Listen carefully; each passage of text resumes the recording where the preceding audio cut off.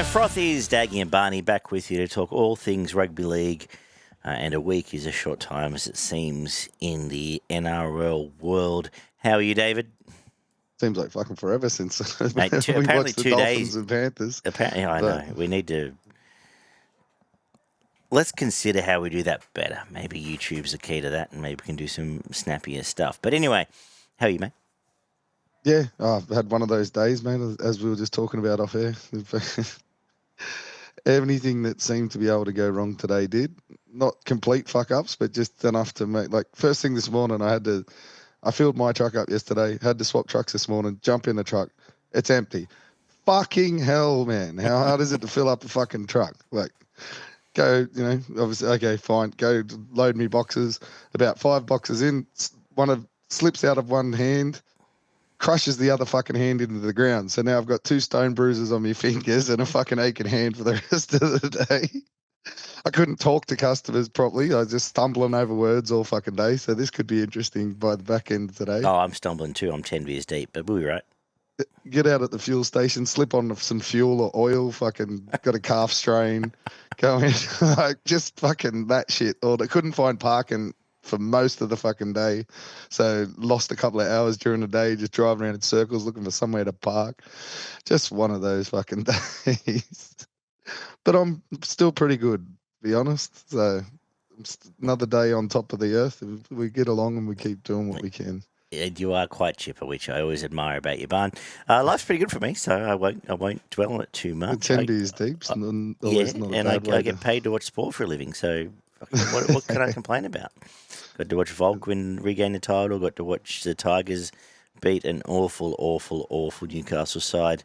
Big shout out to everyone that wrote into our YouTube comments and bagged me for suggesting how dare the Newcastle Knights might not make the 8. Yeah. But good luck to you guys now. Apparently I just shit on them for the sake of shit on them. But no, they're just shit. Anyway. You might be one of the only people out there actually that can say that you live in the dream and actually mean it. I'm pretty close.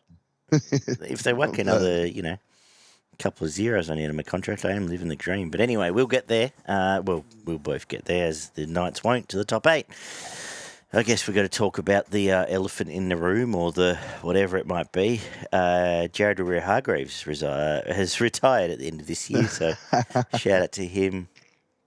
His career speaks for himself. New Zealand front rower, 3 premierships at the Chooks, I'm pretty sure. 300 plus games. Good on him. Shout out to him. Absolute beast. I think we gave him a bit of a rap on his way out the door at the Roosters and had a chat about him then. So, he'd be one of the top 10 that I've seen. In front rows, really? Peak. Okay. At his absolute peak, yeah. Yeah, okay. No, that's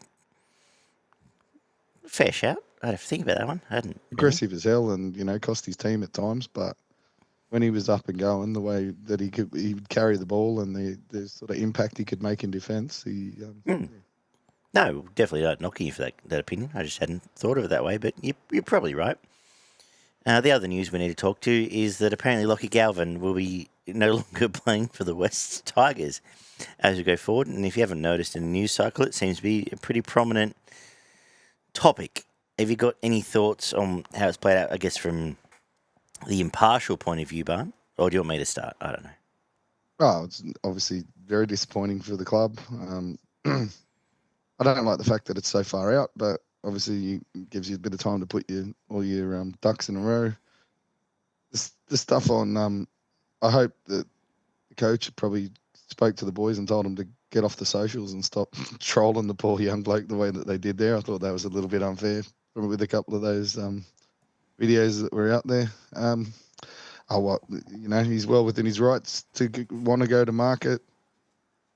Tigers couldn't have done anything more for him, really. They brought, one of the best front rowers going around in the game at the moment. They give him a halves partner. They've got a young fullback that brought, a bit more strike on the edges as well. So it's interesting. Tigers look like they're building to something, so I'm not sure where else he thinks he's going to develop his game any better than under one of the best 5'8" that we've seen in the last couple of generations. And according to the Paul Kent podcast, Parramatta is where he's going to develop his game better, which I'm sure will be for much less money than what was offered But that is the And obviously, Luai has won however many premierships as a half. I'm pretty sure there would have been plenty of guidance there. To me, it sort of smells a bit like he doesn't get along with a few blokes in that side and the coach. So I think that's ultimately comes back to it. Look, I started out, we're now 4 days into this, and maybe, again, we should do some more hot takes closer to the moments, but I applauded the Tigers for how they handled it. They got on the front foot, and under a previous administration, this would have dragged on for 2 years, and probably the last 10 administrations, I would imagine. well, they're the same ones for a large part. This would have dragged on for 2 years and probably ruined everyone's chances of everything and resulted in everyone leaving. Tigers put out the statement. Quite possibly. They basically baby-faced themselves and said, we offered them $6 million. Yeah. Bad luck. He said, no, fair enough. They put out the statement first. They nipped everything off the bud when they could have, and absolute credit to them, and I was happy with that. What's happened since, in a way, as a Tigers fan, I am happy to see that obviously something, at least part of that group is on the same page and they want to be there and they're trying to show that we're a team. And I knew what the next step will be, and it'll be the bullying route, which will get him an early release because now RLPA is involved and that'll be the next step.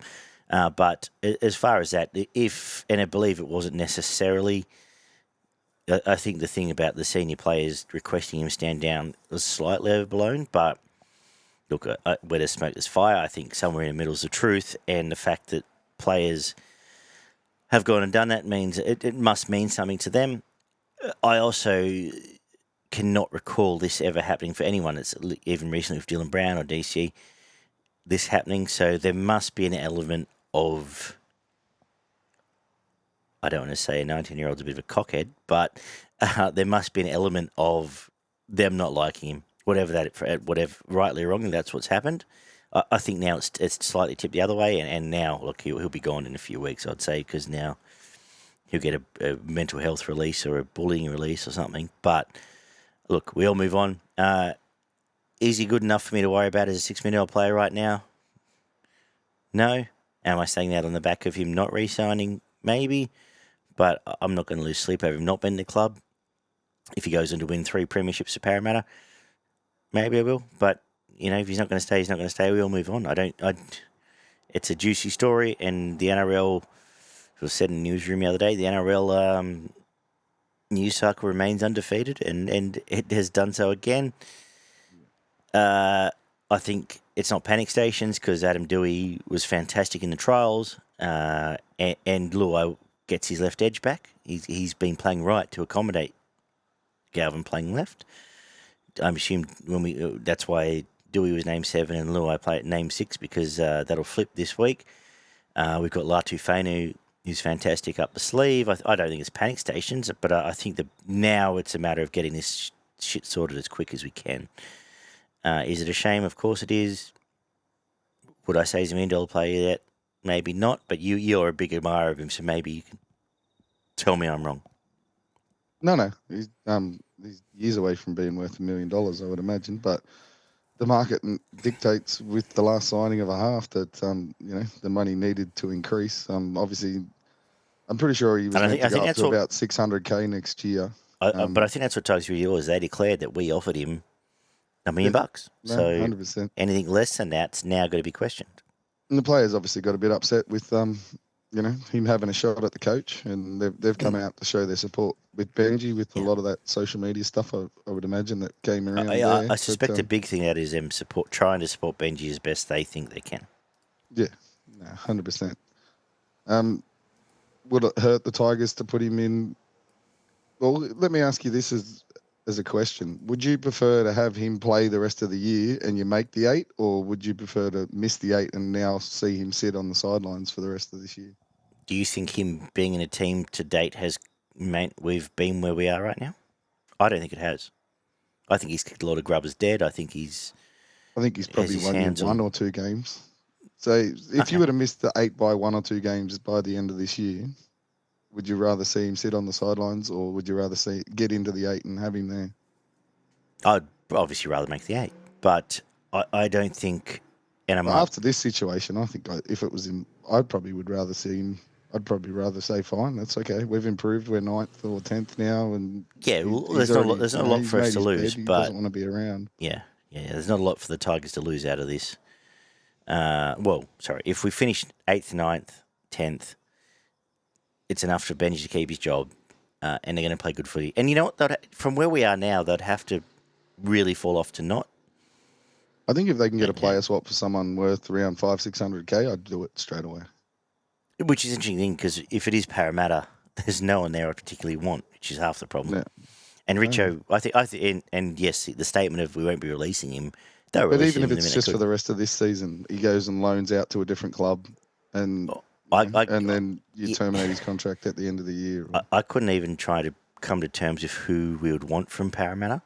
But if there's sort of he goes to Para, Brown goes to Newcastle, Tigers get Frizzell or something, okay, that's fine. Yeah. And I think, or a centre, but like interesting to see how it plays out. Yeah. I don't see him coming back into first grade this year. I don't think so either. Put it this way, they would everything. You know what? Actually, this Monday is a very important game because if Tigers win by 20, the Tigers train rolls on against Parramatta. If they're playing Parramatta, if Tigers win by 20, the Tigers train rolls on and they forget about him. If they lose, the headline's going to be, when's Galvin back? Oh, yeah, 100%. Interesting one, too, with Moses. Looks like Moses is back this week. So. Yeah, Para have bigger issues than Mitch Moses, but it is a big in. I'll definitely help their attack, though. Yeah, and even their back foot play. I don't know. Who else you get for Para? Do you want Bryce Cartwright or someone? Probably not. I don't know how he's going in reserve grade. But end of the day, I thought Paulo or Madison, maybe? I don't think I couldn't imagine Madison coming back. Yeah. Maybe with a different administration. Paulo, we've got the best front rows going around at the moment. Is there a better front row combination than Paulo and May? Carrigan and Haas? Yeah. One of those two playing in the middle coming off the bench. That's fair. But anyway. It's... Anyway, that all aside, I think if Tigers win the next couple, it'll all move on and he'll be not forgotten, but I think he'll be gone by then. I actually think he might be gone next month and there'll be something come out of it. A lot uglier than it needed to be. The fact that his side obviously leaked the comments around the coach really... obviously, they're trying to do a bit of PR control on his behalf, but that's just blown it up and made it worse.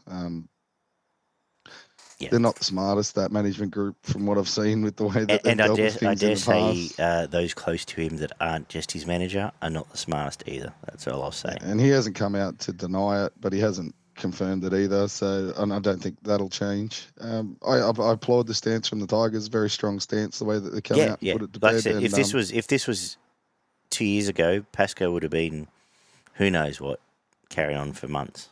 I think the Tigers have they've done the best they can, and they look the better of the two parties coming out of the back end of this situation. Yeah. Hopefully it dies down and goes quiet for a bit until there's a resolution. But I hope they maintain the high ground and at least as it is perceived, and we move on.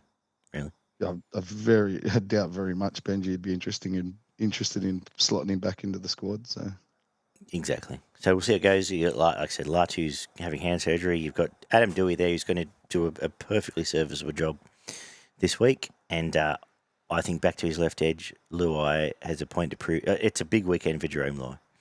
Yeah. To have done what he's done. And you know what? Credit to him. I've not always been his biggest fan in these last 5 years. He's gently produced when he's had to in times like this. Round one, he had a decent performance. He's been very quiet for the rest of the year. I thought the Newcastle game was his best game all year, but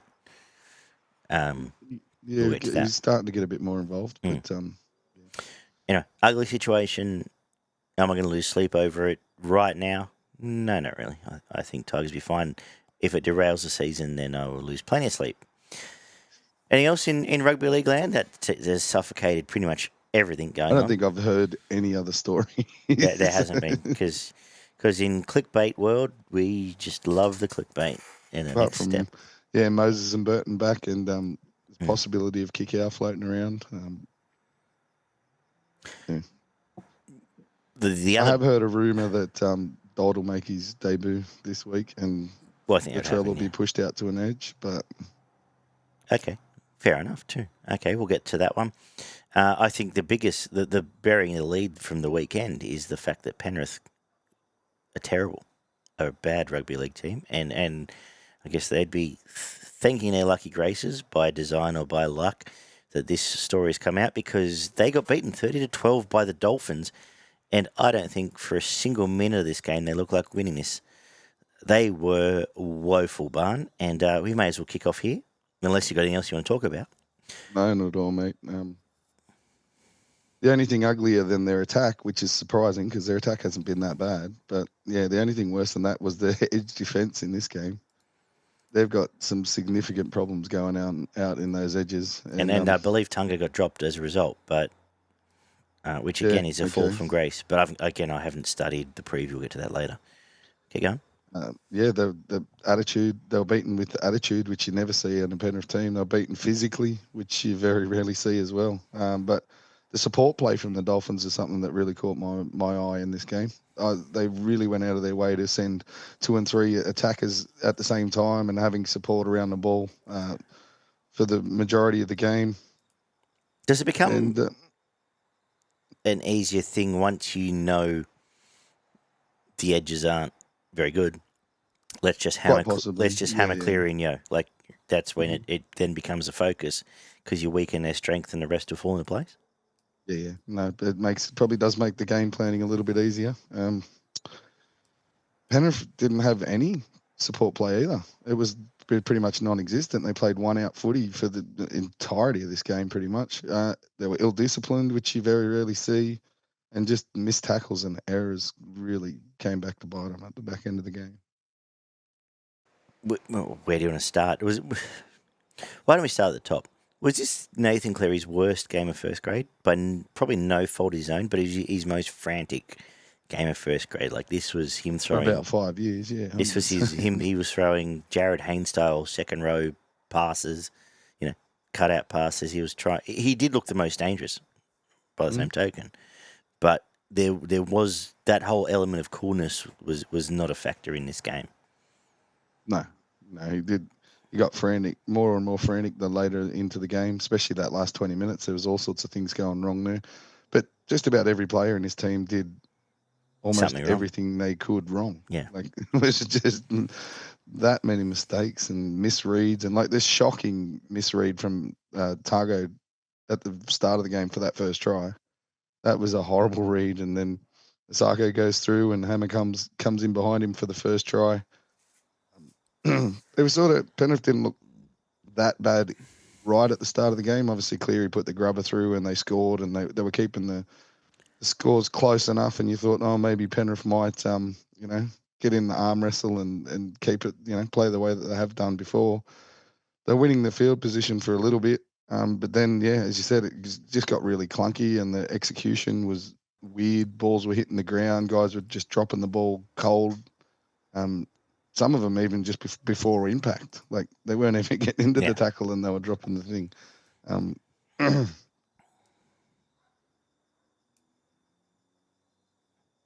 Got to wrap the Dolphins too. They saved 2 tries in this one.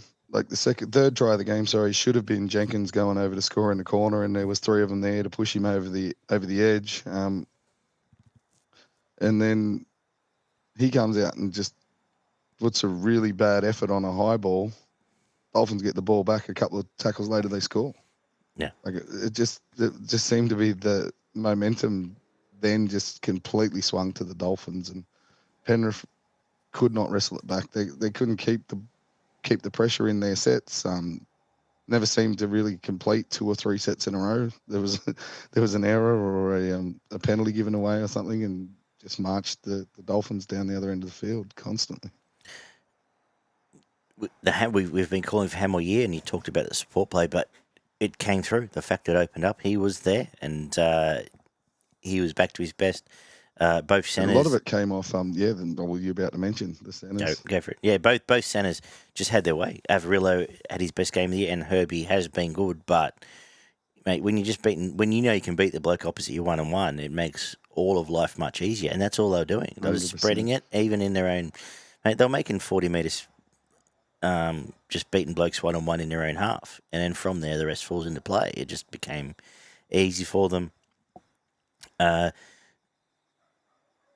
then when that starts happening, then Nikorima does his usual thing, digs in the line, and Katoa had a very, very clean, the usual high-class showing he has. And when he's allowed to, he looked fantastic.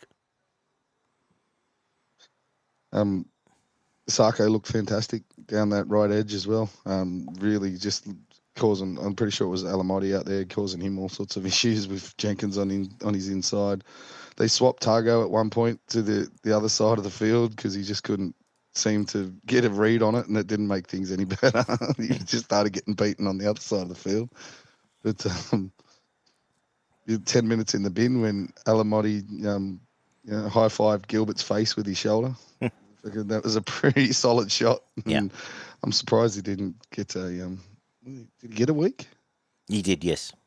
He got 1 week. I'm surprised he didn't get a couple. But, I think there was 3 1-weekers this week. But anyway, yeah, carry on. And then obviously once they went a player down, Dolphins really poured the pressure on. They were swinging the ball from both across the field from one side to the other, and again just targeting those centres. They just, left them guys grasping air for a big part of the night.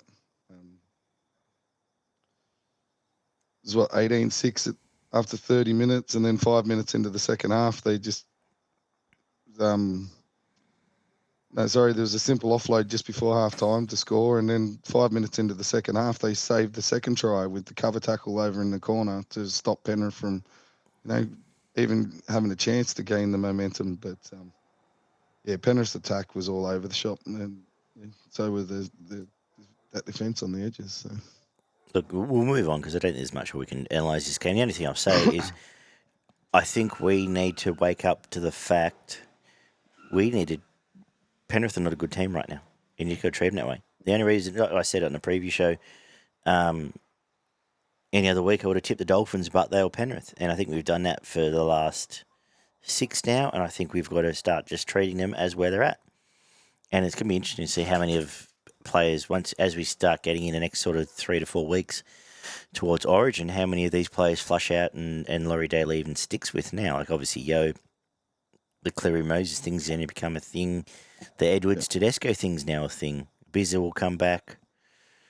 Liam Martin, there's some very, very good back rows going around right now in some very, very hot form. So fantastic form. It's going to now become... That will be the next NRL news cycle. How many of these Penrith players actually make a team if they're coming 15th in round 10? So, Penrith had 50 tackles in the opposition 20. Dolphins had 18, and 2 of Penrith's tries came off kicks. Yeah. It really stands out that they were struggling. Until I see otherwise, I'm just treating him as a bottom 4 team. Yep. I gave Hamiso the 3. Mm-hmm. His support play was immense in scoring a couple of tries there, and he did a lot of work too with the ball and without it in defence to set up in the corners to save those tries and all the rest of it. Jeremy Marshall-King with 2, and then I either had Max Plath or Avarillo for the 1. Look, I think you'd give credit to Avarillo. The story of the game was those edges, and I think you give it to Avarillo. But Max Plath. Speaking of Origin, he has to be. We said it last week. He has to be in and around that Queensland team. Surely he gets a bench spot at least. Has to, because he can. Yeah, we can play anywhere in that forward pack. Yep. And probably somewhere in the outside backs if you really asked him to. Flogs blokes in defence. Yeah, like he just having a break, like just a gun, just a rocket, and happy for him. We'll move on. But I am now treating this Penrith as a bad team. And it's very interesting because we could discuss this or not, but Cleary's always said he's not a career coach. He's got where he's got to. What does a rebuild now look like? At some point, I think he pulls a pin. Yeah, more than likely. I couldn't imagine him wanting to be there for another 5-year cycle. To rebuild it again. Yeah. Yeah. And then that opens all the other cans and worms. But, they've had a rough 5 years, the Panthers fans, so I wish I could feel sorry for them. 38-16, Dragons over the Titans in the 6 p.m. game. Very interesting game in that the Dragons just decided They didn't need Gutho all night, really. They spent a lot of the game avoiding him, but they looked pretty impressive, the Dragons. What do you make of this, Bun? Oh, the Titans' edge defense was back to normal, wasn't it? Pretty much. They got schooled out there. Which is no coincidence. Val had his best game in those colours. Big part of it to me was the plan was to use Gutho up as a decoy for a lot of the night. Exactly right. There was that many times where they shot out of the line to try and shut Gutherson down, and they just went past him, which was leaving huge holes outside him. I think that was pretty much the go for about the first 40, 50 minutes. They just basically, and if he did get it, it was basically a real quick tap on just to draw the defence in and get the ball outside the edges of the defence, and it worked really well. Which is, it's just that's something a little bit different that you see. You mentioned Val Holmes. His passing and running game was out of sight compared to what we've seen so far this year. Fafita caused some havoc when he actually got some opportunities with the ball for the Titans. But, again, there's a lot of teams this week that shot themselves in the foot with just giving away penalties and errors and shutting down any momentum that they were able to get. The backline passing for the Dragons looked more connected than I've seen it. Well, Luciano chimed in a lot. Val, obviously, we mentioned Val. Tuipulotu is going to be a loss for a little bit. Some good offloads and pushing into the line. Yeah, I agree. They look fantastic. And both halves actually had, I thought, quite good games with their passing. Flanagan had probably one of his best games I can remember. Yes, something you don't see all that often. As I said, Val, that beautiful pass for the first try for Tuipulotu. Already mentioned Fafita, but he threw a lovely offload as well for the Titans to score. There wasn't a whole heap of huge standout tries. The move that Val put on before he picked up the ball to score his try, basically moved off his line about 3 meters to the left after the ball was passed and before he picked it up. So just the footwork he was able to put on to get on the outside shoulder of his man. He got well and truly outside the man. I don't think he was even on his shoulder, but that was fantastic. Gutho, when they did need him, came in with some really nice touches of the ball. Again, he never misses a beat back in defence. Like, you never see him out of position. He's always marshalling the troops to get him into the right spots. It was a bit of a... well, you talk about standout tries. The two standout tries were the Fafita efforts. The single-handedly taken, whatever it was, 4 or 4, would have been a 40-point Supercoach run, 4 or 5 blokes with him, offload, bang, bang in one corner and the other end. Actually, prior to that, the one where he bumped in, dug out, passed the ball off to Firma, and they got it. Basically, the 2 tries came from Dave Fafita's single-handed efforts. Process, yeah. He was in fantastic. He had a fantastic game. AJ and Jaden Campbell sort of floated in and out of the game a bit. Campbell was a bit more involved than AJ, but neither of them did a bad job. I thought Fodawaker, AJ, Sammy all had strong games, but Jaden Campbell and Fafita were the highlights, and Fafita was a much bigger highlight than anybody else in that team for the Titans. The whole backline I thought for the Dragons was decent. The centers really the standouts in both Sully and Holmes with what they were doing on the ball. Mentioned a few of the forwards, Suard, DeBellin, they all had their very good games like they do most weeks. But did you make a young Dylan Egan? Yeah, I was going to say Dylan Egan and Tony Couchman were like, they're already looking like they're standing up and they're future leaders of this pack. These kids just work all day. They're yet to fill out, but they're still a physical presence at times. And they don't stop working. They're just continually chasing that ball around the field, and they're probably 2 of the fitter blokes in that squad. So Egan really deserved that try when he finally got one at the back end of the game, but he made 45 tackles or something and 117 hit-ups, and he did not stop working.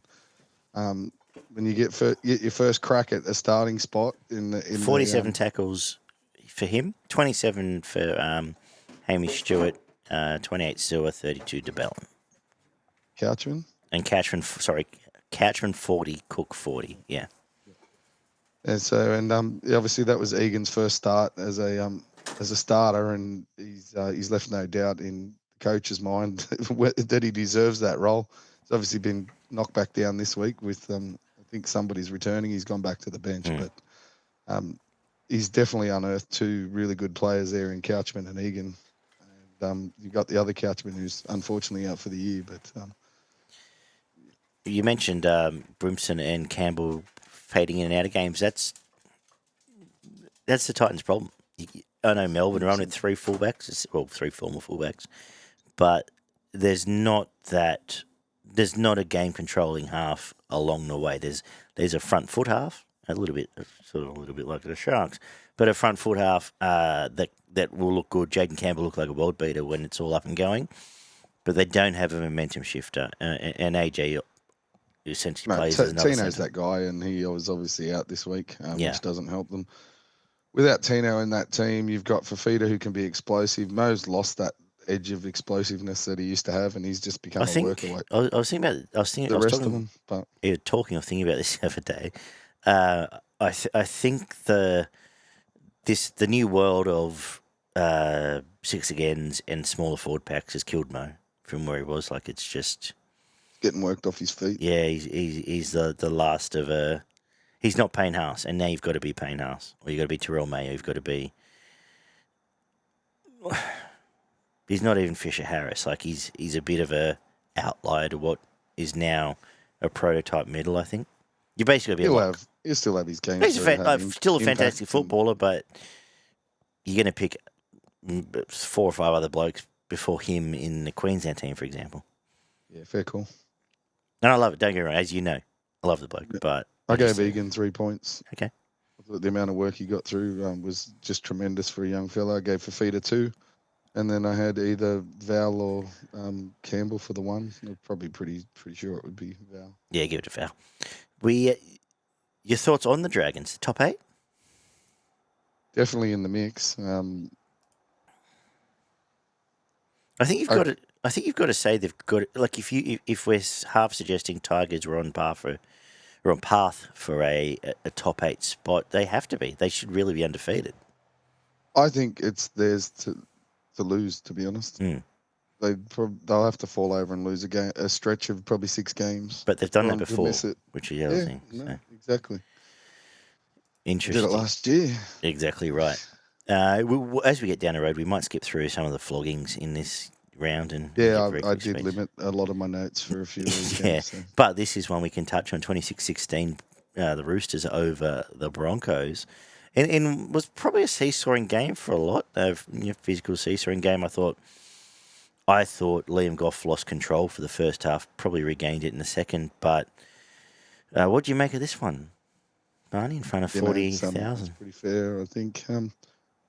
Roosters' best effort in all areas of the game in a fair while, I think. To go back to the back end of last year before you see a performance like the one that they put out in this game.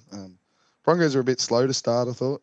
I don't know, they just seemed to come out with heavy legs. I don't know if that was a lethargy from training during the week or whatever it was, but they really seemed to miss the jump. Which happened the week before against the Tigers as well. Like it may be a something we've got to keep an eye on. Yep. Yeah, they're definitely a slow start. Billy Smith was copping it at the first sort of 15, 20 minutes. He got hit with some massive shots. He put a couple back he put a couple back on himself, but he was really physical early in this game, and it's good to see him obviously get through. He looked extremely good, jumping over Walsh. Outstanding. Yeah. Some of the moves that he put on with his footwork and speed was fantastic. The Broncos lifted a gear and started moving a lot faster. Who got 10 in the bin? Was it Broncos bloke? Yes, it was Gazowski Billy Smith got.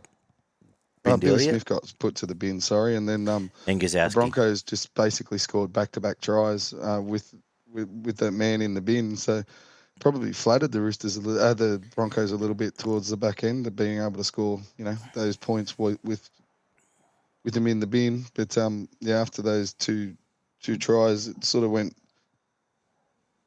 That's when it did get back into their ground. It did get back into the grind. Like they started to really go back and forth for a couple of sets, and I thought Watson really seemed to up the momentum of the play the ball, really getting just screaming it forwards to get on his back, and it was really short off the shoulder pass. So they play with two of them, and then he'd swing the ball to one side, and then it'd obviously come back the other way, and they really went up a gear and got the momentum massively.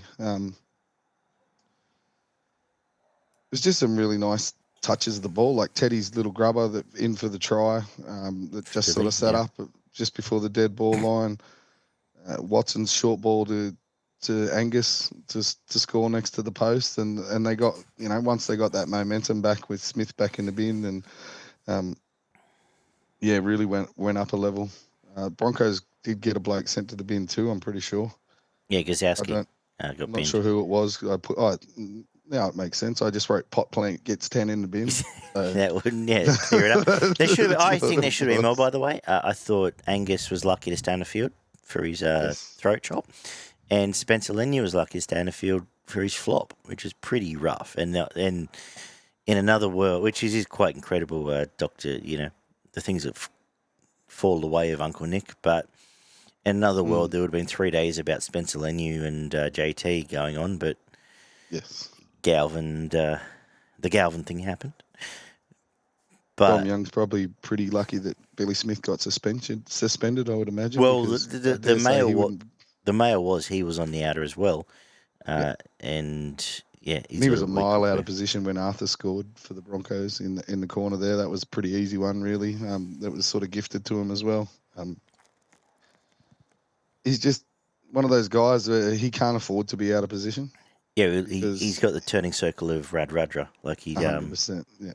So maybe a fraction sharper, but sorry, that's a knock on Radradra. Radradra was good. Who's the other bloke? Who was the bloke last year? I can't think of his name. Radradra was a rocket. No, anyway, the Parramatta winger last year. Yeah. I hope that's not racist. I don't think it was. Anyway, move on. Yeah, he got he really got caught out of position there. Butcher had a really good game. He was really physical through the middle of the field. I think they've been missing him, and he took a couple of weeks to get up to speed. But now with him back, I think that they're really just starting to hit their him, Sia Wong, White. Like they're getting into their stride now.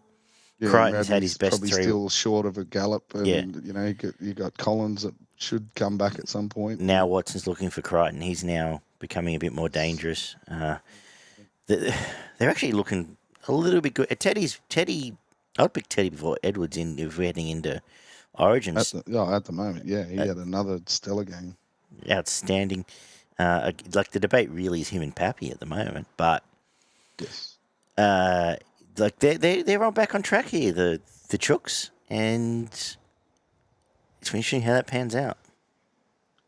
Yeah, and they dominated. I thought for pretty big chunks of the game. This Brisbane pack. Like they still went and did a decent job and got through some numbers, but it looked to me that the Roosters were on top in the middle of the field for big parts of the game. I think the cracks are showing in the Brisbane pack, and I think Gazowski, the fact Gazowski's been there all year, as the Port Plenty suggests there's concerns over the depth. The fact they've named Cora seems to come in and get himself sent off every game, so. And they've dropped to Powell they're going to play 3 hookers this week. They're going to play Smoothie and Walters on the bench with no Gazette. So I think Madge knows the mobility is a concern here. Yeah. And it's either you run 80 minutes out of your 2 props and try and smother the rest, or we see because we're getting to a stage where Ben Hunt's going to be playing hooker as well, aren't we? So they need to sort this shit out in terms of... Ben Hunt's been doing sweet fuck all for the last couple of weeks. He's just been catching and passing. Well, yeah, so I was seeing stories about how he's going to get an extension and shit. I'm like, what are we doing here? First game he was good. Second game he was 50-50. And since then, He's barely rated a mention. I Reece thought Walsh still take it going. I thought he had some really nice touches. Mm. He's still nowhere near his best, but did get a lot more involved and was basically running that side of the field where Ben Hunt was standing. Well, But it seemed like a more concerted effort that he would be. Yeah, he'd be the one chiming in the left. yes, 100%. And there were touches, but I reckon there's cracks come. I reckon this team's vulnerable. We saw Tigers should have led them 20-0 or 20-4 last week and fucked it up. Roosters have beaten them. I think. It's just so hard to get a read on anyone at the moment. Well, Man. the problem is we always do this Who's show and put say two this good shit. games a row together? Yeah, apart well, from the Dogs and Melbourne. yeah. Like, it just hasn't happened. Even Melbourne look pretty bad a couple of weeks ago. So, Well, they got done by that St was George. without Hughes, but yeah. I reckon this year's maybe it's just impossible to just sit back and go, here's the top four. It's definitely looking that way. Thought Shibasaki did a decent job again, as did Jaden Hunt and Hetherington. Haas and Carrigan were very good, but they were, as I said before, they were not dominant at all. The Roosters halves did their job without, flashing their name up in lights. Watson and Angus Crichton were very good. I reckon what they've done is they've almost just gone, right, who's got the biggest boot at training? Oh, Hugo, you're now 7. Yep. And because what else did he do apart from just hoik them? He made some tackle. I don't think he missed a tackle. I think No, he made like about 20. yes, 20, defensively and Dialani is fine, but he didn't play per se as a halfback. Catch and pass. Yeah. And they've just gone, Watson and Teddy will handle the rest. You just fucking boot it. 100%. And if they can get by doing that, then why not? Yeah. They're probably not. They're going to run some traffic at him, but it didn't look like he had any issues taking the defence to the opposition. So, plug that gap up defensively and just get him to work to his strengths. I thought Butcher and Billy Smith, told you, and Tedesco were probably close to the best 3 on the field. Never mind, Garen. Nat Butcher 3 points, Billy Smith 2, Tedesco 1. Sounds good. We just treat these teams as on par and like we're still learning? I suppose you can't line everyone up every week, can you? So we might just move on. Yeah, it looks like Brisbane's a little tired at the moment, and Roosters look like they're improving, but yeah. I think so. I think the next few weeks are very big for Brisbane. I haven't looked at the draw. I know it was quite cosy looking at it back when I looked at it a bit back, but I think they're vulnerable. And maybe Melbourne and Daylight starts looking like the Quinella for the minor premiership at the moment. But anyway, we will... Don't write the Dogs off yet. No, of course not. Sorry, we can't. We'll Fantastic even without Burton. Didn't play and you've forgotten all about him already. Exactly. I'm only human. All right. Saturday afternoon kicked off in Perth, 24-18. The Sharks over the Seagulls. And I was out of action for a lot of Saturday with a very fine Illy concert. Can highly recommend if you're a fan see him live. But it looked a lot to me like Seagulls were flattered here, Barn. What did you take from this? They were at the back end of the game. Both teams came out with plenty of intent and attitude. There was a common theme through most of the games this weekend. The start of the first 10, 15 minutes of most games was full of energy and attitude from both teams. They both struggled a bit in attack with their execution early. The Manly side looked more threatening at the beginning of the game. Really had some field position and possession, and they tested the Sharks' goal line defence for that first 20 minutes. And I don't know how many times they had to turn them away, but there was they would have been getting up around the 20 tackles, I would imagine, in that sort of 20-metre period in that first 20 minutes. And they had plenty of pressure on the Sharks, and they defended well. They scrambled well to the edges. Has that been a theme in the last few Manly games? Not converting in that red zone, as they call it? A little bit, yeah. They seem to be making breaks further downfield and sort of cashing in on those ones rather than being able to execute when they get stuck down in that edge. Cronulla really got some field position and started to break a few tackles. Stone Street got held up early, and then excuse me, there was a really nice cutout ball to Stone Street. The fuck, he had some work to do. It was about a metre and a half out in front of him, and he managed to get his hands on it and reel it back in to score in the corner for the first try. And then Nico missed one of about 6 goal conversion attempts, I think. He wasn't hitting them well. He did get them close, but I think he missed four kicks, which would have blown the score out a bit more. Trindle really stood the defence up on that right edge with a show and go, and they all sort of stood and watched him, and then he put a grubber through for the second try. Stone Street again, and the Sharks sort of controlled the second 20 of that first half and put on a few tries. Probably could have put on more.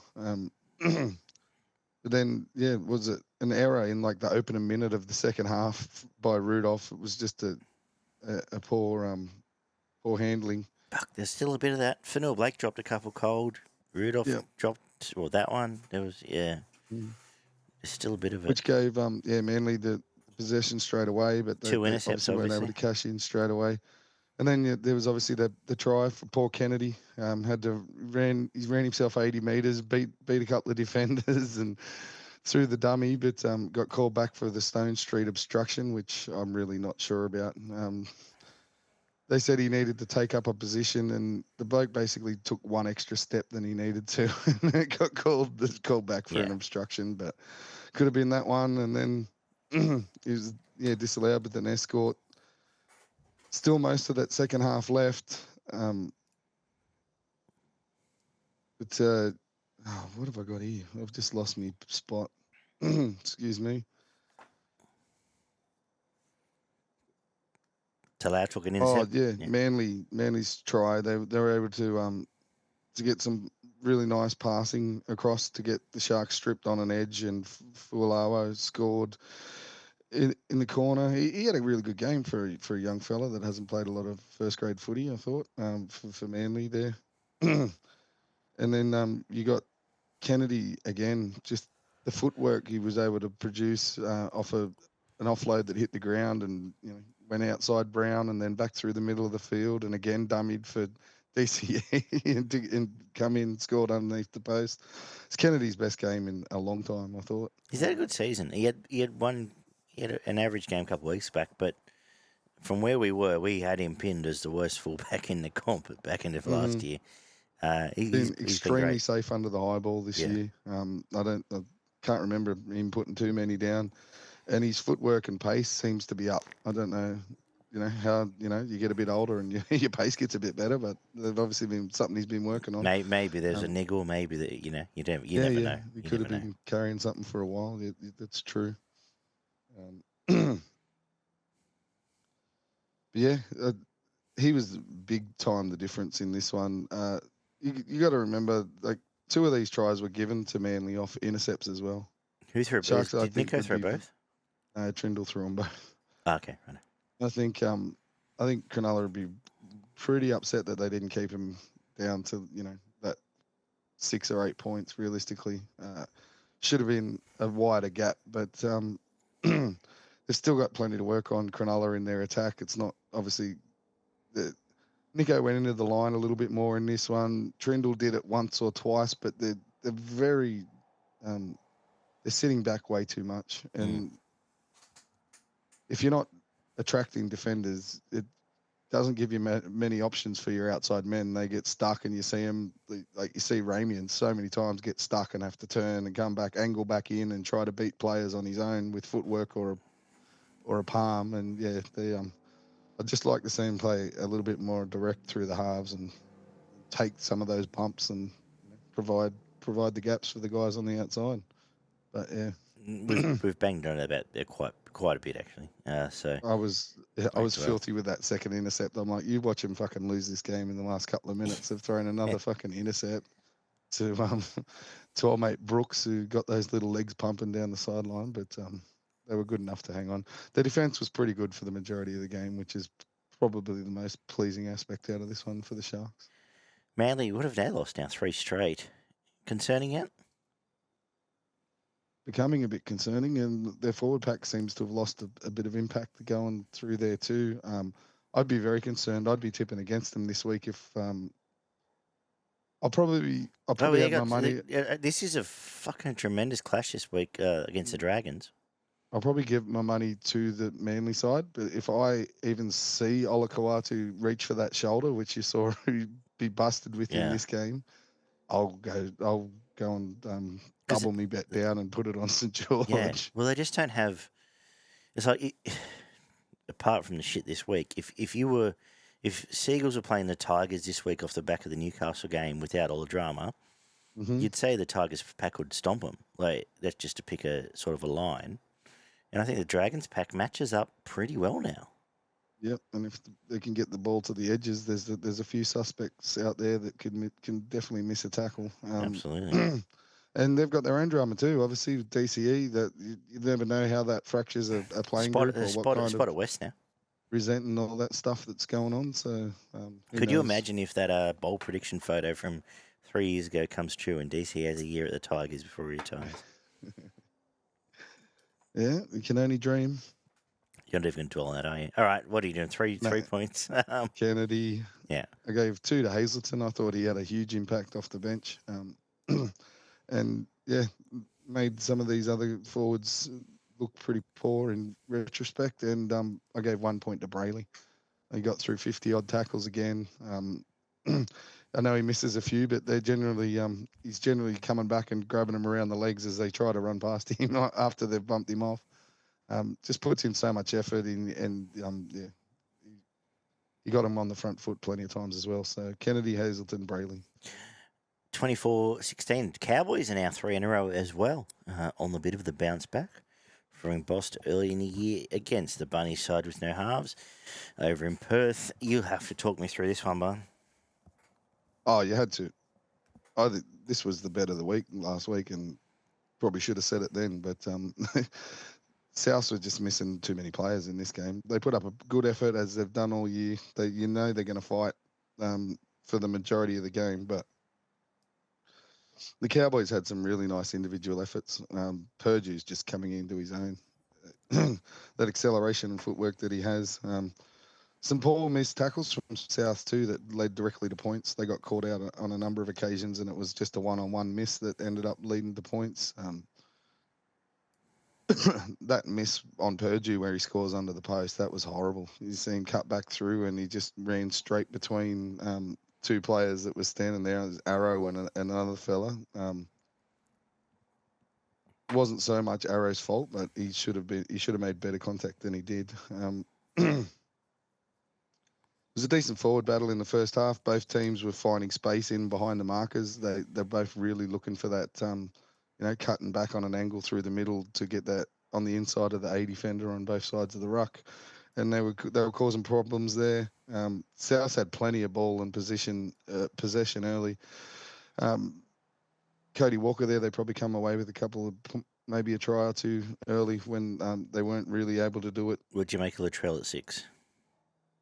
Not involved enough, which Just has about. always been pretty much always the knock on him. I think he had 3 runs and it's obviously threw a couple of nice passes that led to points or led to breaks down edges and stuff like that. But yeah, he just doesn't.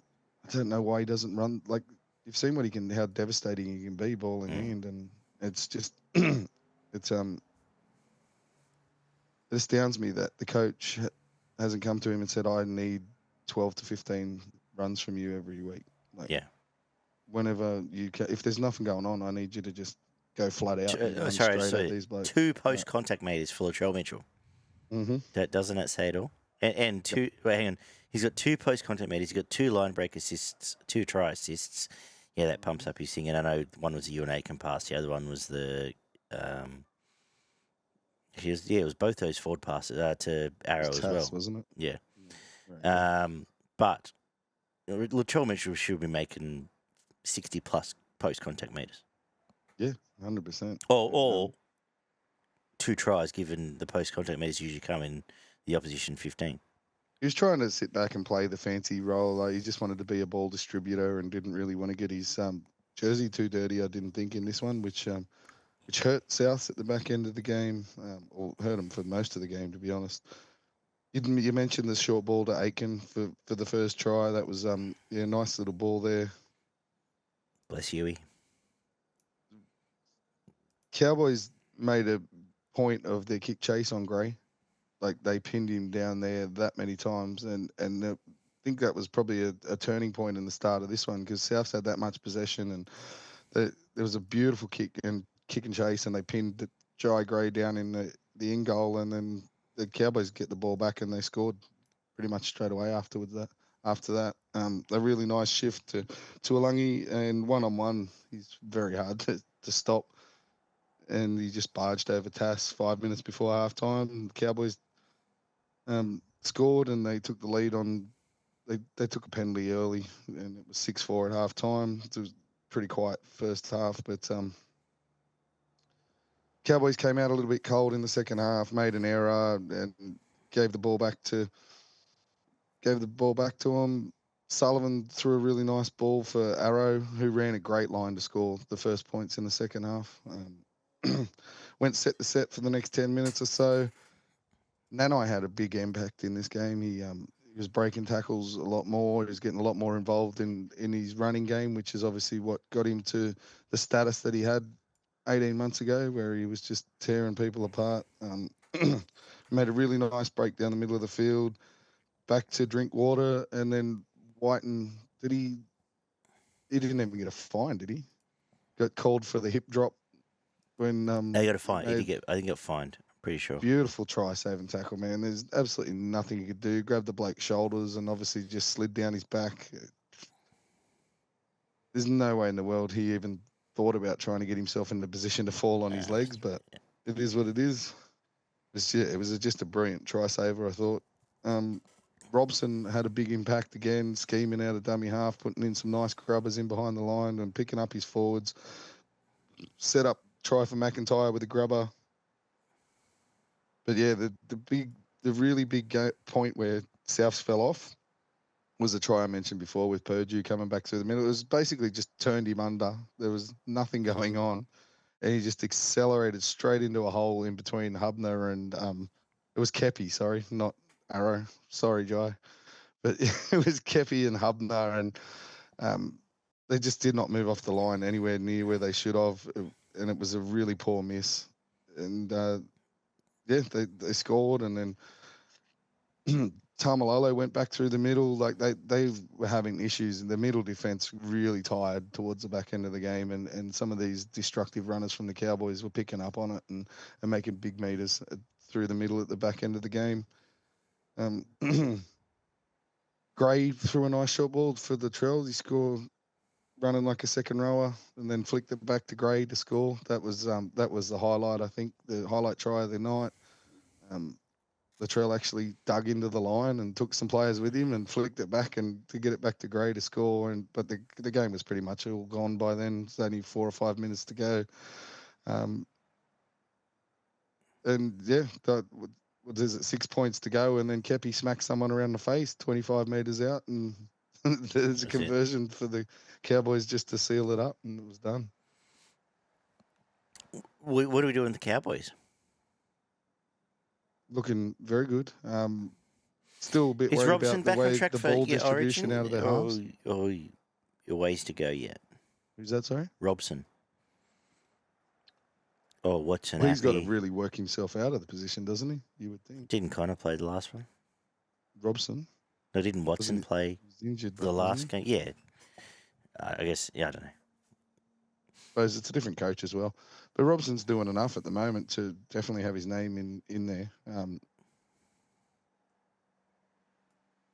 If you're looking for someone that, like he's more of your tradesman, he's not going to make too many mistakes. He does have a little bit about him. He's got his skill set, and you can build a team around that sort of skill set. You got Connor Watson, who's a bit more flamboyant. Probably can play 14. Probably plays the Ben Hunt role. Uppy's the other option, or softer than Robson, or Wade Egan. But yeah. Yep. I'm not sure Wade Egan's really covered himself that much this year. He's had a couple of decent games and one good one, but I had Purdue 3 points, just off the back of individual efforts. They were fantastic. Robson with 2, And yeah, he probably is the front runner for mine, as you said, with Okay, Watson fair coming enough. on and playing that 14 role come Origin time. And then I had either Ruben Cotter, I thought it was probably his best game of the year, through the middle of the field, or Jai Gray for the one. Your call, mate. I didn't see it. Um, Gray was outstanding again. Cool. I just Give it to him. love the way he Let gets him into go. the game. 50-12. Again, I didn't see this, but I'm not sure I missed much. With Zach Lomax No, out. you did not. Penn and Parramatta took no part as the Raiders towed them up. And anytime the Raiders score 50, they must be pretty bad. But that said, you got to give reps where they're due. And what do you make of the Raiders' performance? Well, the game was competitive for about 15 minutes. Yeah. Raiders forwards really ramped up the pressure, and they just absolutely beat the shit out of Parramatta's middle. They could not control them for the next hour of this game. Just constant missed tackles, pushing guys off. Even if two of them did grab him, there was an offload, and the play continued. And like they just could not slow them down or put any impact into the Raiders when they had the ball in their hands, going through the middle. And then they started on the edges. And they just Parramatta's edges aren't great in defence. So they just absolutely tore them apart in the last hour of this game. Raiders were on top I mean, early. it's so interesting. Lots I of was just field looking back through position. here. Paulo and Offengo only played half hour. That, like, no one was out there. They just got bashed out of it, I guess. Yeah, 100%. The Raiders had heaps of ball early, and it really took the gas out of Parramatta. They were just punching into the middle, and Parramatta probably did well not to break earlier than they did, to be honest, which could have ended up being more. But when they did break, they just completely capitulated and disappeared out of the game. They did they did absorb a fair bit of pressure early. As I said, they were dominating the middle. Tarpanay just carried five of them over the line, like to open the scoring. It was just three blokes on his back and two of them in front of him, and he just kept pumping those legs and come over to score. Nicholson got a HIA, and Paris started to get a bit physical in defence and actually put in a bit of effort. And then they went down through that line and sort of cracked Canberra in that Nicholson position. I think they were sort of they couldn't quite cover it straight away, and they were able to get in there. It was just Brown individual dummy and run and embarrassed a couple of forwards in the middle of the field, which he's had a penchant for doing during the years. When he does it, he's one of the better ones when he gets it right at being able to put footwork and pace on the defence. And then they got it back to 6-6, but that was about when Parramatta just disappeared out of the game. Like Hawkins kicks out on the full, and they really started just pouring the pressure on that bloke. And unfortunately, he's not a first grader. He maybe get a bit stronger during the years or whatever, but he had some big problems. Fogarty's kicking game just picked them to pieces with grubbers and high kicks and long kicks. Every bomb he put up, I think, was a spiral, and they were just sitting up there forever, like Matty Burton style. He tormented Parramatta's back three for the majority of the game. And it looked like a plan because he did not kick one high without trying to put a spiral on it. And yeah, they sat up there. So guessing Ricky said, "You've got it, mate. Just put it up. We're in position. Make sure it goes up with a spiral on it." Ethan Strange had some nice runs and some footwork, and was able to score a try as well. I thought he was. He didn't score, but he went through the hole and put Tomoko away. He did some good work running the ball, but they just, as I said, they couldn't stop him. They could not stop them at all. Hudson Young is on a heater, isn't he? Isn't he having as good a season as he's had? Yeah, no, 100% he is. Maybe, but when is it? 2019. Yep. But he needs to be in the New South Wales team. I know he worked his way out of it last year, but he's been sensational this year. And I guess that was the only comment I had. Like I said, didn't see a lot more. Put down here, there was a penalty on Walker. I don't know what the hell that was about. I've just got a note saying like they gave penalty to Walker because he said "ouch." I, I Oh, have yeah, no, telling the story. I can't By the way, remember it off the Horsburgh top ran of my head. 216 metres in 40 minutes. Yeah, right. I'm just looking at stats. Yeah. Yeah, he killed it through the middle. They were just having heaps of fun in the middle of the field. Those Raiders forwards. What was it? Starling ripping off old mate Hooker's headgear and throwing it 10 I metres did see that, yeah. downfield. Got a good laugh. I thought that was absolute gold. But yeah, Parramatta were on top for about an entirety of about 12 minutes of this game, and the rest of it they just got absolutely owned. Well, let's move on. Can Raiders make the 4? That's a good question. We all penned them. We all just said, nah, move on. And now, in a comp where chaos reigns, they sort of just do Canberra every week. They can. I'm not sure they do though. Yeah, okay. No, It's possible, but I think it's more probable that they finish 7th or 8th. I don't think they missed the 8 now. I think we did get that wrong, but Yes, maybe we didn't 100% forecast the shytness of the rest of the comp. See a 3-2-1? I didn't have them last, but I had them 11th, I think. I think Ollie was the most He ambivalent went out that. on a limb, Yeah. young Ollie. Hudson Young, again, I thought was the best player out there. He just absolutely owned them.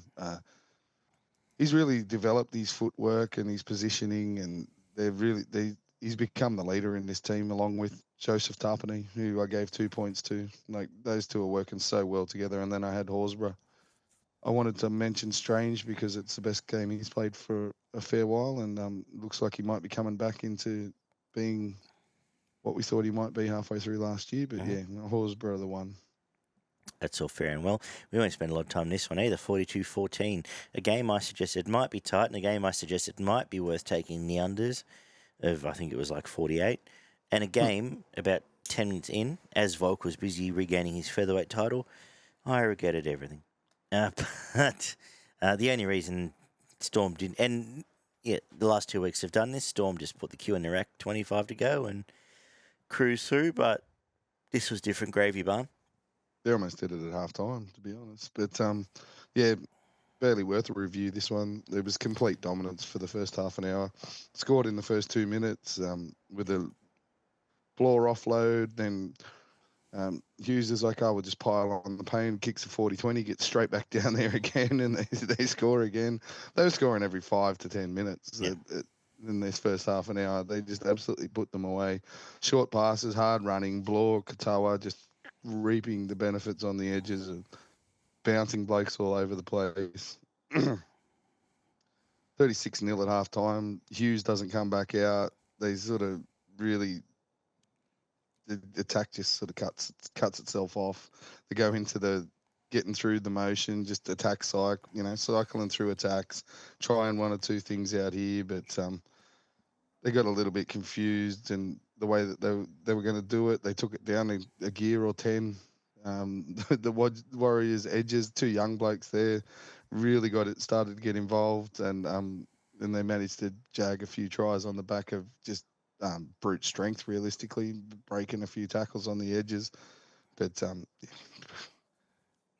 if the Storm decided they were going to continue on their way, it could have been 80-0. That's all. Really, that's all that we can. What else are you going to say about this game? Give your points and we'll move on. Coates 3. I thought he had a fantastic game. Actually, I want to, and I said it last week. He has had a fantastic, and he obviously will be the Queensland winger. And actually, Murray Taulagi is having a fantastic year too. Absolutely. I've been critical at both the times, and they are both outstanding at the moment. And Coates was sensational again. He's going looking for work, which is something he's never really done. He's Correct. going back in through the middle of the field and proring providing angled runs and to come back off I know the he's inside had sort of 18 months, 2 years of injuries and shit. niggles and issues. Yeah. So I guess he's fit because he has been phenomenal, and I noticed. And he's probably the number one under the high ball in the game. Yeah, Like the way he gets himself into position and climbs over. Well, if it's not him, it's Lomax. So in his hands, yeah. yep.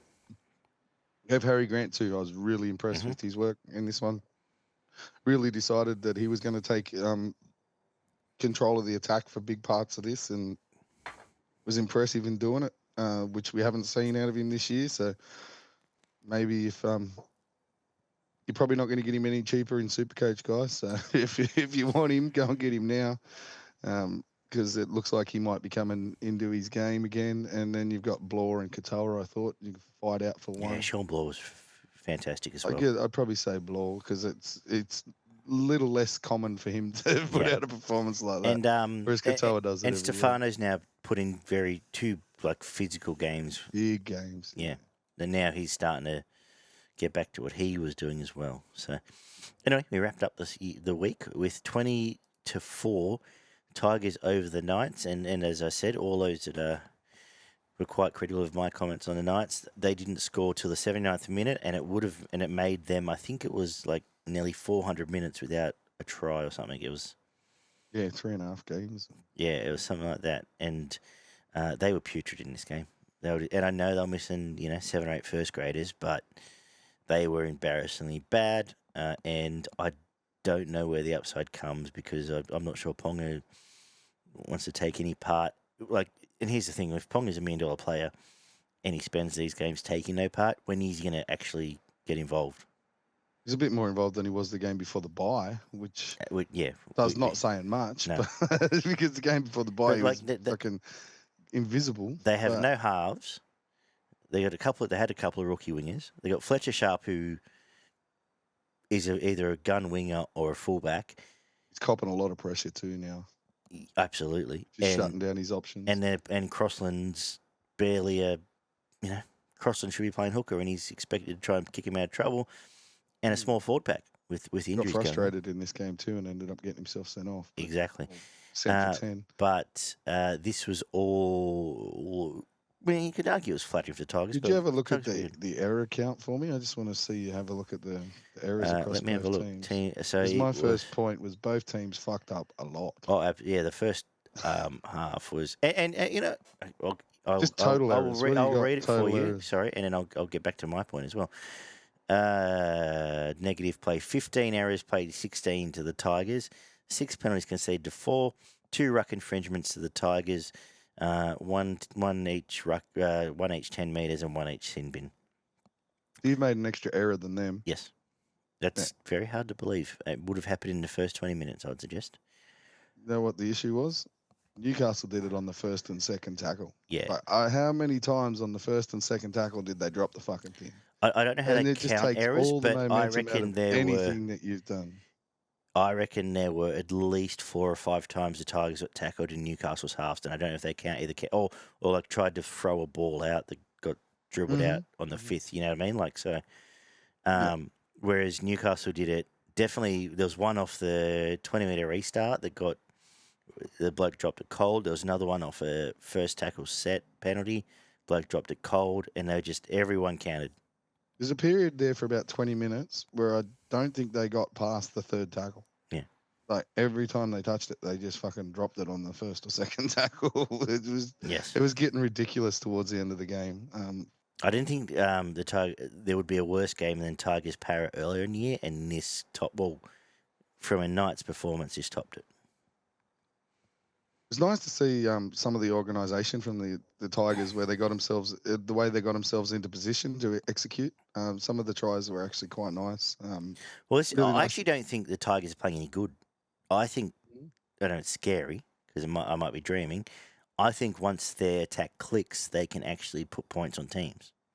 Yeah. They're not getting it right all the time, but there was a couple of signs here that they were sort of getting the shapes correct and putting themselves in position to be able to score points. Some of the defence from Newcastle did help them a little bit, but Stafford Tower's having a fantastic year since he's come back. And you've always been a fan? I have always been a fan, but I've never, gone out. I don't think I've ever gone overboard on him. I think he's always been a pretty physical specimen. He's got some good footwork, and he just seems to make a lot of right decisions. Where you see a lot of centres just get confused and fuck up. He always backs himself, and he does well. The Buller little grubber and chase and individual effort there for points was nice to see. And if you do obviously Galvin out now and you can get Dewey into 7, which we Dewey saw in will the go trials move to wasn't the the right, worst thing in the world, and which is where the Luai points coming from. starts getting involved, Yeah. there could be some points where you might blow some teams away in a 20-minute period or something like that. And you did it in this one. Like, you did all the damage in 15 minutes. Yeah. There was the Buller try, the Toa try, and then they put Taruva in the corner as well, and it was it was like 16-0 in the blink of an eye. That 10 or 15-minute period. I think that's where they sort of got back into the back and forth, but both teams were making a few errors. But it was very much once we led by 16. And it's the first time I remember this in fucking 5 years. I never felt we would lose after that. Like, Newcastle were that bad. Oh, they did not look like making a break there for about half an hour. They didn't look like even bending the defence at times. Astonishingly bad in attack. Bad miss on Bradman for the Toa try. Like, he was just well out of position and just got pushed off. And Toa flew through for some points there. The old handbags at 10 paces got brought out in this one, and they both got sent for 10 minutes with Gagai and Stafford. It just don't know what the hell happened there. That was just a moment of stupidity, and the ref thought he'd be big and brave and send them both off for 10 minutes, which fuck knows what that does, but it was just push and shove and stupidity. Like, you're better off just screaming at them both, telling them they're idiots, and go back. And the next one of you that does something stupid, I'll send you. Like, exactly. Because it doesn't do anything. It just takes one player off the field from both well, sides. That's right. He could have stopped play and said, "All right, dickheads, get back in the line." Nobody really did anything. And it never came. Overly stupid. You give the penalty to who gets the penalty, and anyway. What do you do? It allowed me to make a clip for news.com is what it did, and we all move on. You were these refs just like the head on the telly, I think. Yeah. You get that. Second game in a row. As I said, Ponga just seems determined to have as little involvement as possible. He just seems to be going out of his way to not get involved. Yeah. I don't know what's going on there. I don't know. Maybe he thinks he can but it's now go a trend, play like, 5-8 for the Tigers or something. How good he looked for those first 2 weeks, and we raved about it, and on both sides of the ball, and his defensive structures and his commitment, and then it's just CBF for the last 4. Like, cannot be fucked. There's nothing. Last 3 games, 100%. Newcastle somehow managed to score in the last few minutes. A bit of a faff about and a drop ball. Grubber, lucky deflection, ball bounces everywhere, and someone dives on it. But Terrell May can't speak his praises high enough. He's absolutely. We both predicted that he'd come in here and it'd make him a better player. He'd end up being the leader of this pack, and he did it after the game 1. And I just want to mention this. Terrell May, 21 runs for 192 metres. Fanua Pole, 15 runs for 184 metres. He's definitely... Pole, 88 post-contact metres. And, let me get here, both made... one made 31 tackles, the other made 23 tackles. Like, Pole... Just that competition, I think.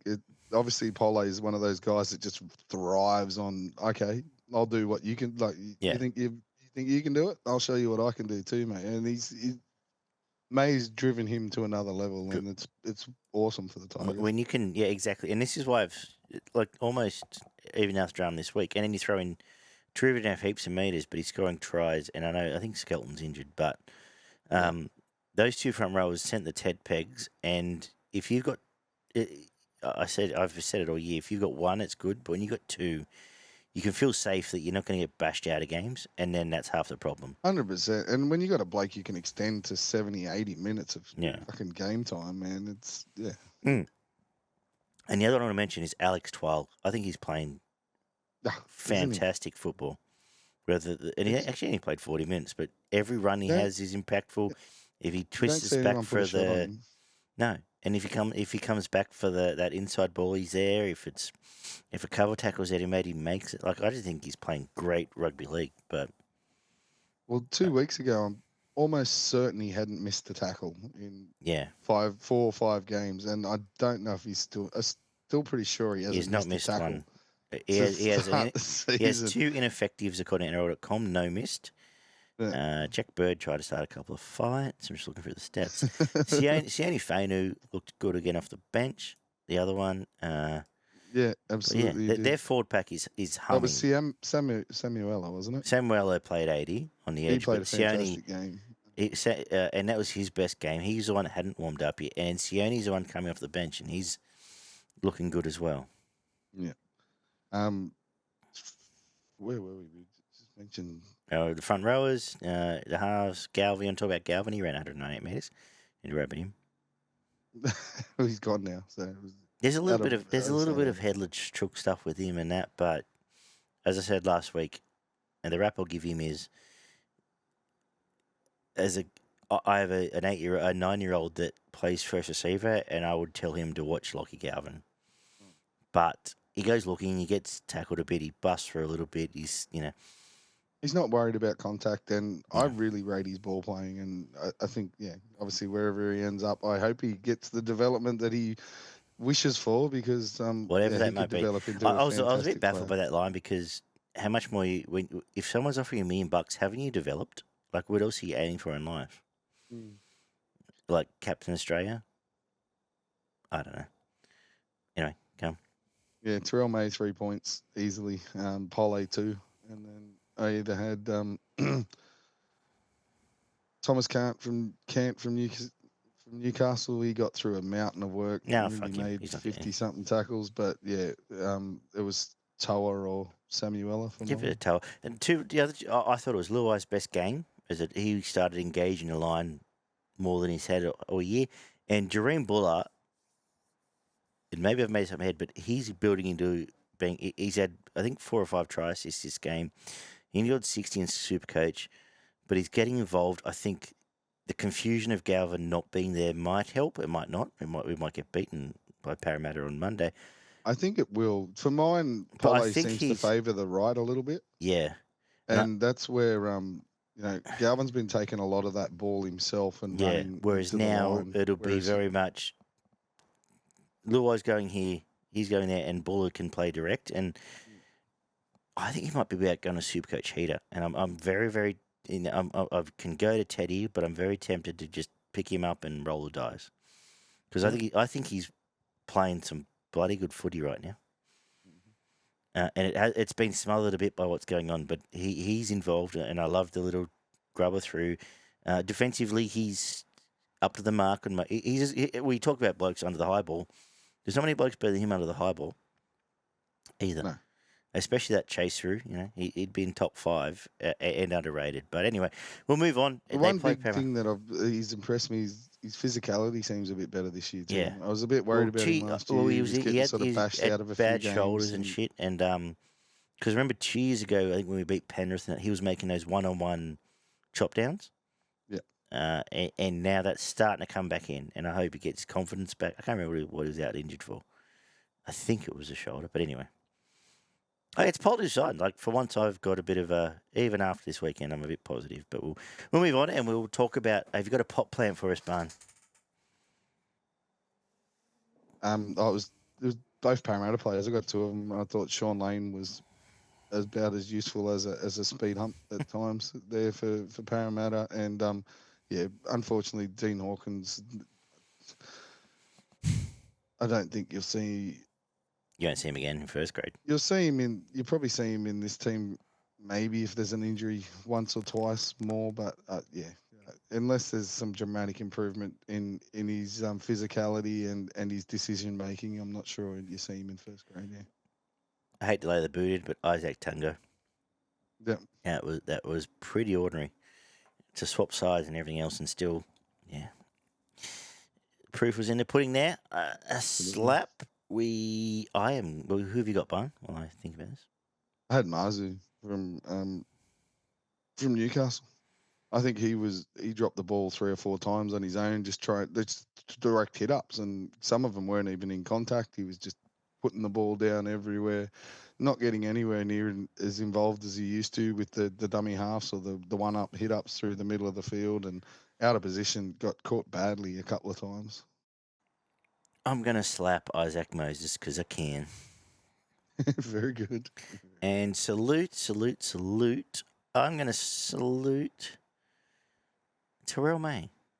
I thought, Very good. and actually, no, the front row combination, Terrell May and Fanua Pole, they got each other's backs, and I love it.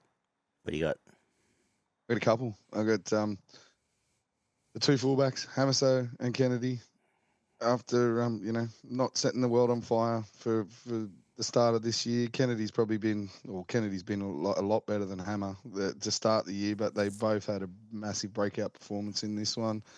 And Jack Bostock's around the corner kick for Moses Leota to score under the post. So that was brilliant.